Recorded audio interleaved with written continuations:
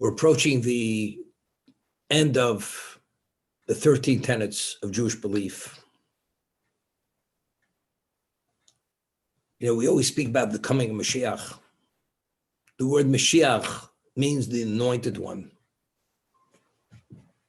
Ultimately, the world will be redeemed by a member of the Davidic line who's referred to as Melech Mashiach. He's the anointed king who's from the Davidic line. What will he do? At the end of time, all evil will be purged from existence. Man will no longer gravitate or be inclined to do anything which is contrary to the will of God. We had mentioned that the only reason why a person is deserving of his decision, his choices, is because it's only due to his own initiative that end result was brought about. Of course, the person going either way. We're continuously at a crossroads.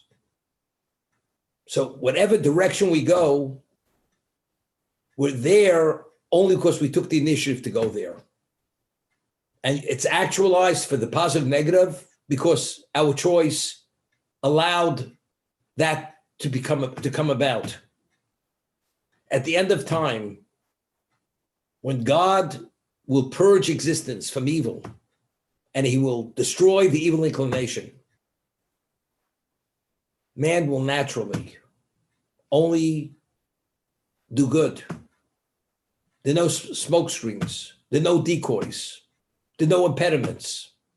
We see things with absolute clarity, understanding, not only intellectual understanding, internalizing the reality that the only positive value of existence is to do the will of God.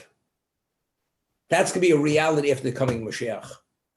Therefore, once Mashiach comes, once the Redeemer comes, and that happens, our actions in terms of ourselves don't accrue to us any value.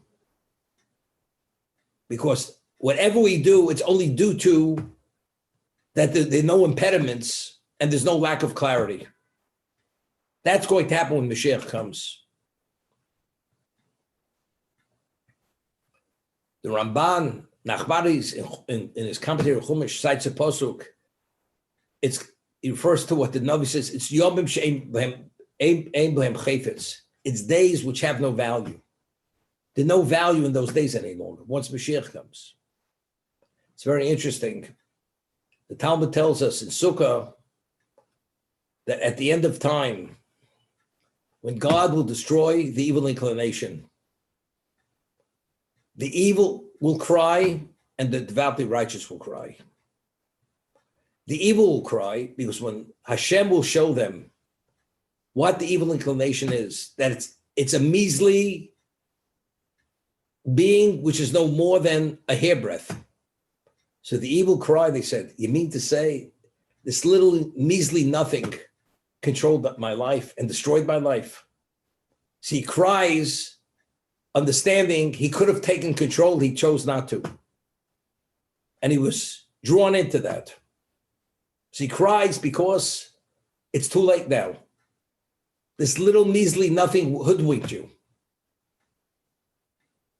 And the tzaddikim cry, because when they see their evil inclination, it's like a mountain. It's an insurmountable mountain. And they cry that they were able to overtake this mountain and succeed. Just to get it straight, the Talmud tells us, called Godel michaver yitzur godel mimenu.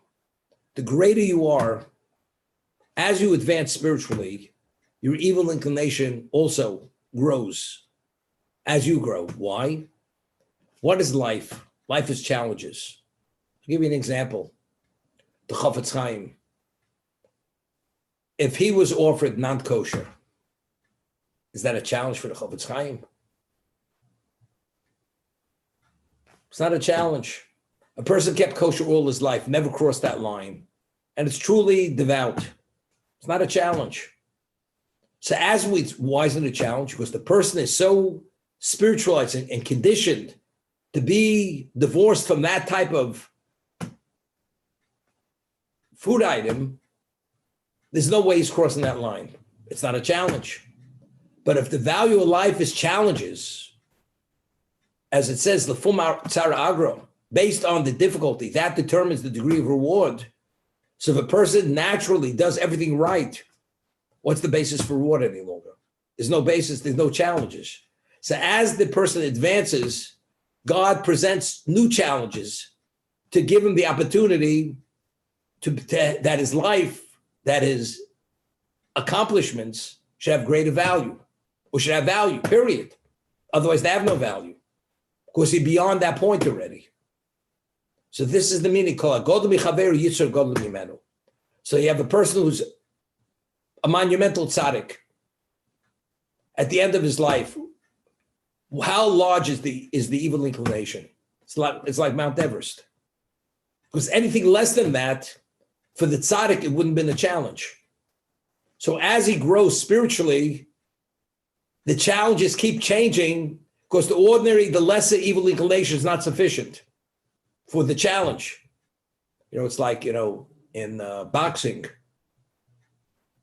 you have a thing called featherweight, welterweight, heavyweight champion. Depends what's your classification. The featherweight, he gets in the ring with a heavyweight, he hits him once, there's nothing much left of the featherweight. The welterweight versus the heavyweight also. It's not a match, not a challenge. But if he already is in the classification, he's classified as heavyweight. Now we talk about, Tyson and Floyd Patterson. This is the fight, Madison Square Garden, $1,000 a ticket. Okay. The tzaddik, he's a heavyweight. He's beyond heavyweight. So who does he have to contend with? God creates an evil inclination for him, which only that evil inclination is a match for the tzaddik. Otherwise, he just bowls it right over. So at the end of time, when the tzaddik will see that evil inclination, which always he's able to grapple with and overcome, he's like amazed. How is he able to overcome Mount Everest, a power that's the equivalent of Mount Everest? He cries. So the Russia cries, the evil one cries, because the evil one, he's chosen to addict himself to evil. Therefore, the slightest degree of evil, he's addicted,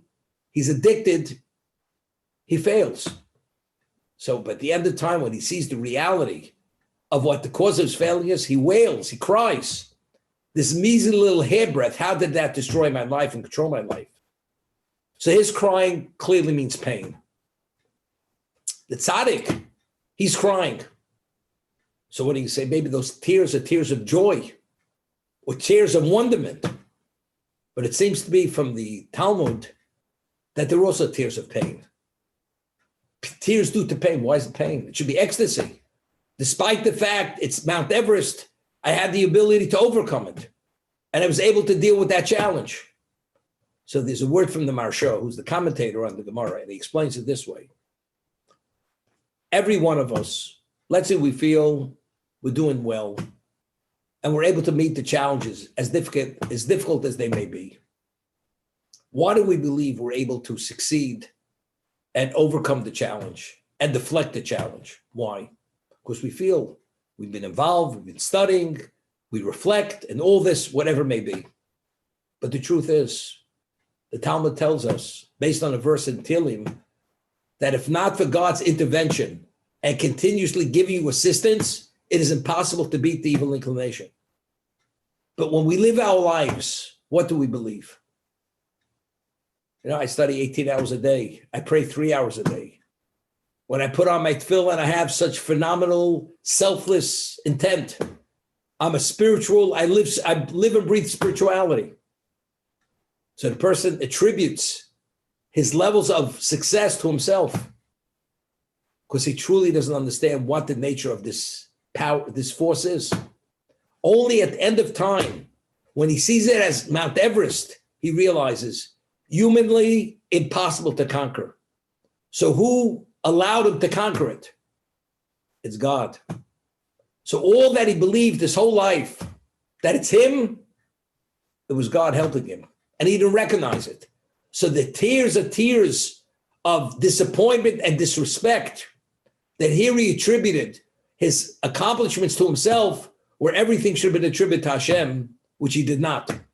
So just as the Rasha cries, because he didn't understand the nature of the evil inclination, that's why he failed, the tzaddik didn't understand the nature of the evil inclination, which he had to contend with, and he thought it was conquerable, but it was not conquerable. The only reason why he was able to conquer it is because God was there to conquer it for him. So how do you take credit for something which is not due to you, but due to Hashem? Therefore, the tears that he cries are also tears of pain, of remorse for not recognizing it for what it really was. So it's the same tears. I always like to mention the allegory of the altar of Kelm that he gives, the meaning of siyata d'shmaya. You know, there's an expression, God helps those who help themselves. What does that mean? We take initiative to a point. As long as you've taken it to a certain point, at that point, God takes over. And God allows your initiative to activate certain things to reach the goalpost. But if you don't take initiative, God does not come to assist you. You have to do yours, then God does his.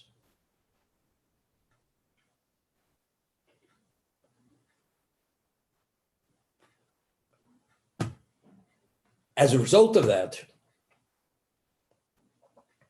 the moshel, the allegory is the case with climbing the 3,000 rung ladder, where you earn a purse of gold, and the contestant has to wear a belt with a large metal buckle, iron buckle. Nobody understood why. And finally, after hundreds of years, this one person goes and he pushes himself, and he's willing even to fall to his death if he can't succeed, and he pushes himself to the nth degree, and all of a sudden, a magnetic force pulls him to the very top. So the altar of Kelm says, Reb Simcha Zissel Ziv, the primary student of Rabbi Shulchan, says, that's called divine assistance. When do you merit divine assistance? If you push yourself as much as you could. At that point, God takes you to the very top. But a person doesn't realize that. They may think we attribute to ourselves, not to Hashem. You know, it's very interesting. Every day in the Amidah,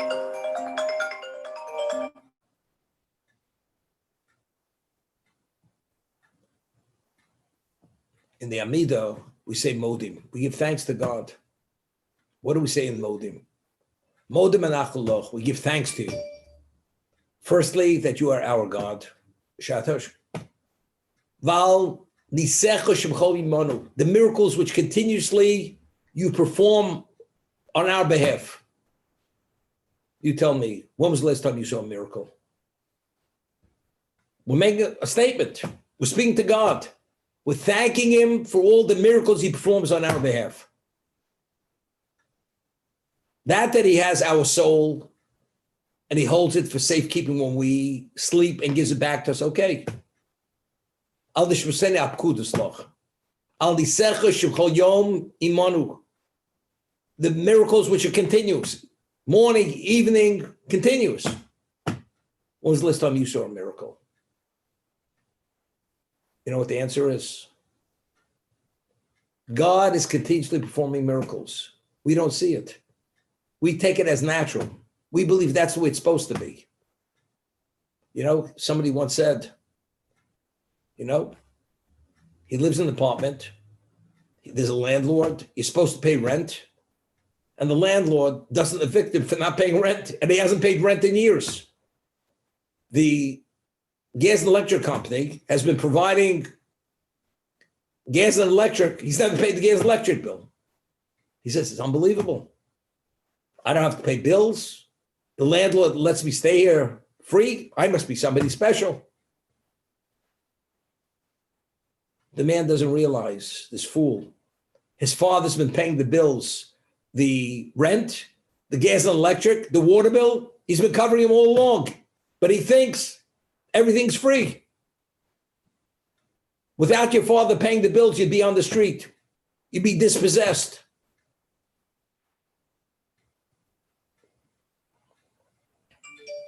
And whenever you need something, all of a sudden, somehow, some good Samaritan puts a check in the mail and it arrives. And you think, I'm a lucky guy. It's your father sending him the check. And you never pick up a phone ever to acknowledge that your father is your keeper, is your benefactor. It's miraculous. You do nothing and you function. There are miracles continuously. The evil inclination is impossible to deal with. Impossible. He who could run rings around us, outwit us, outmaneuver us, out-strategize us. And the tzaddik thinks, it's because I'm so focused, I'm so devout, so this, therefore, I always succeed. It's true because you want to be that. You want to be it, God will assist you to be that special person. But without him, you're nowhere. This is miraculous. And that's what it's all about. When will we recognize this? At the end of time. And that's what the Gemara tells us. When God will destroy the evil inclination and all mankind is there, the evil and the devoutly righteous, and they see the reality, the evil will cry, how this measly nothing, how's it able to dictate and control our lives? And we forfeited everything for nothing.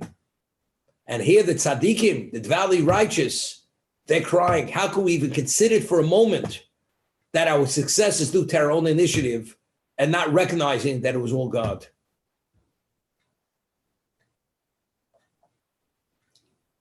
But we ask for the coming Mashiach.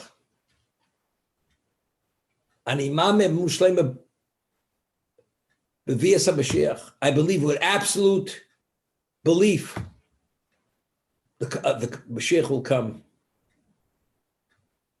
But it's been thousands of years. Where is he already? You have all the Chil Hashem.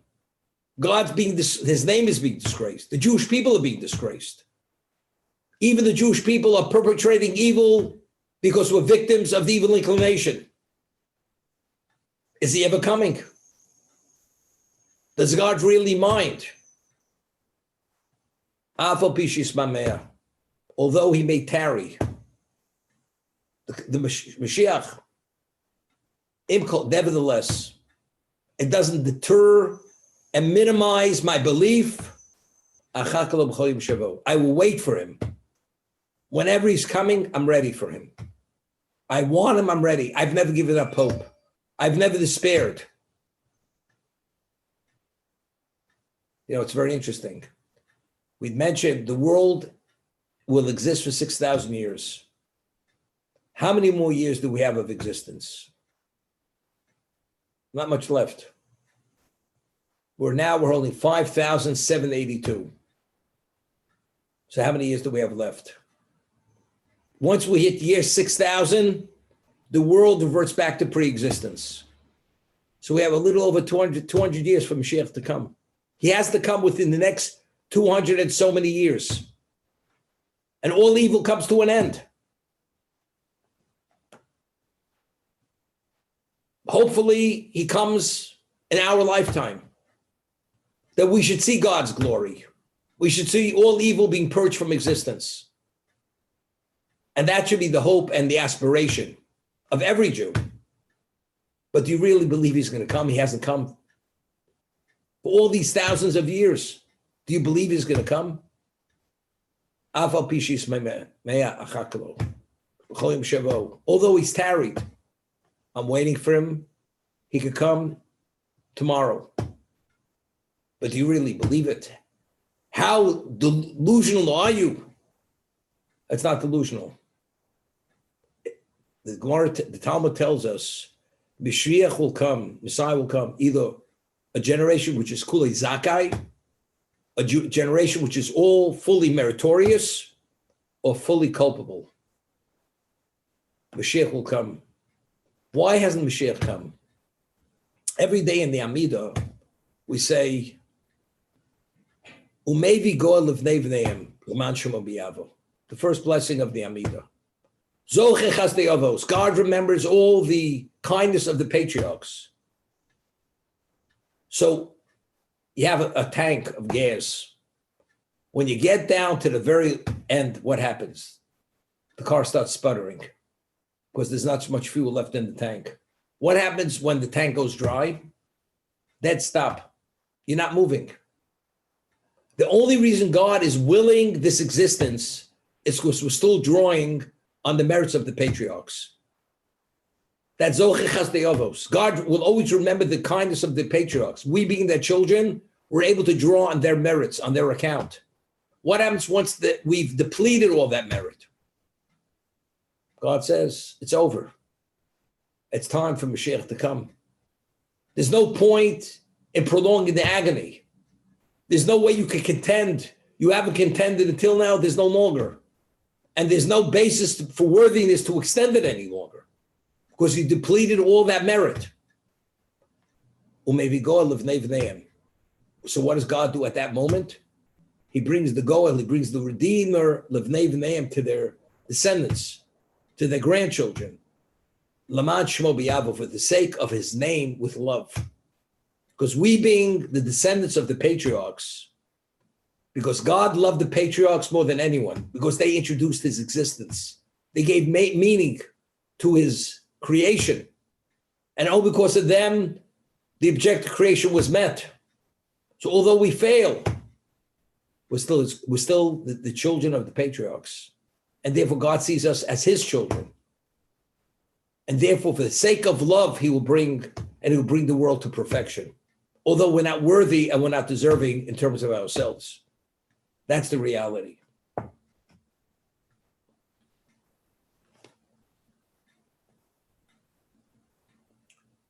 I believe with the coming of Mashiach. Api Shismamea. Although he's been delayed, he's tarried. Im said, nevertheless, that doesn't deter me or weaken my hope and desire. I will wait for any moment whenever he's meant to come. A person has to yearn the coming of Mashiach. Why do we have to yearn his coming? Why?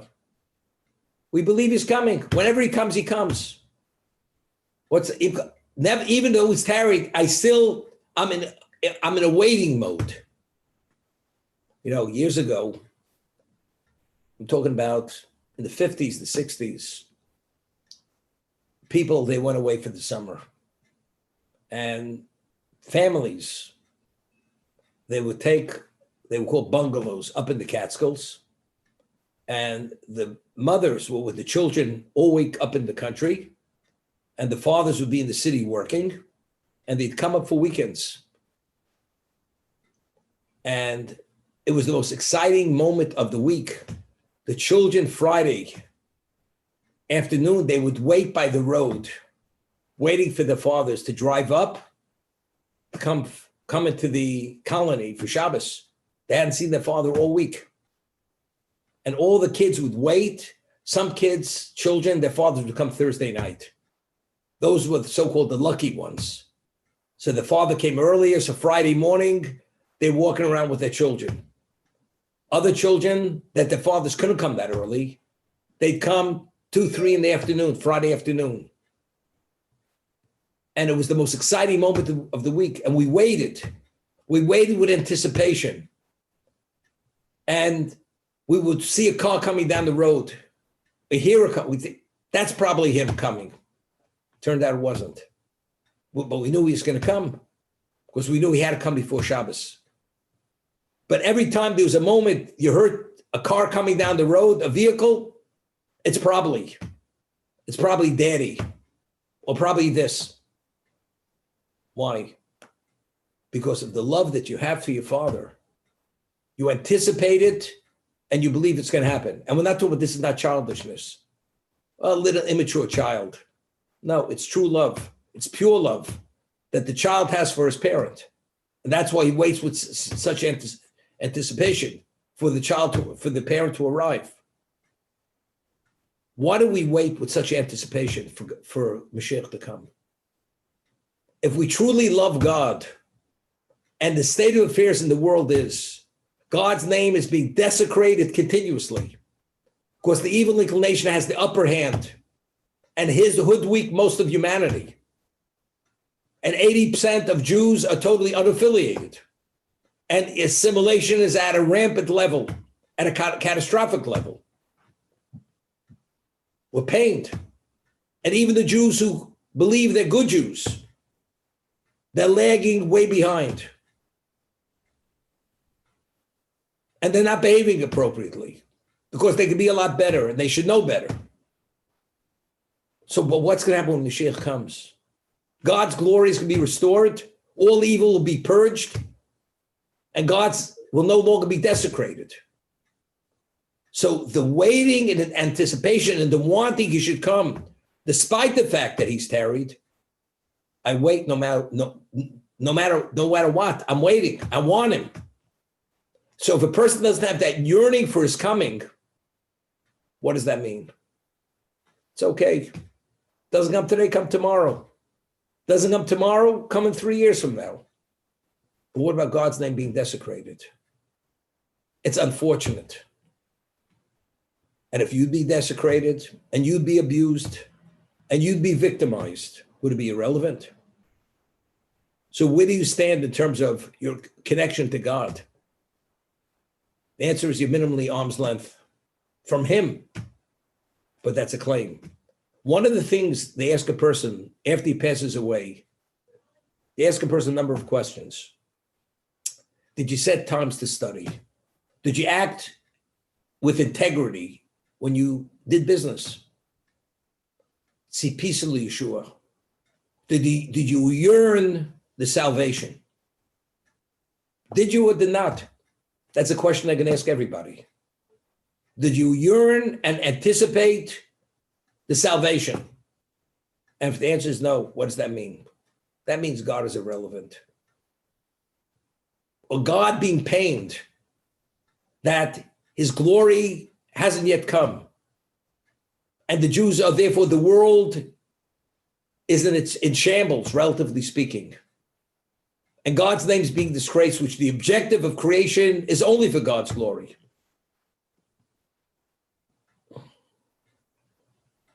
A Jew has an obligation every day to mourn the destruction of the temple.